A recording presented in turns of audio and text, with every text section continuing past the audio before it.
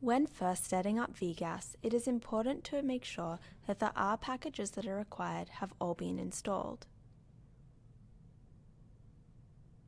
Clicking on R packages in the home screen will bring up a table with the different R packages, their name, the analysis feature that they're involved in, and the analysis type that they're involved in.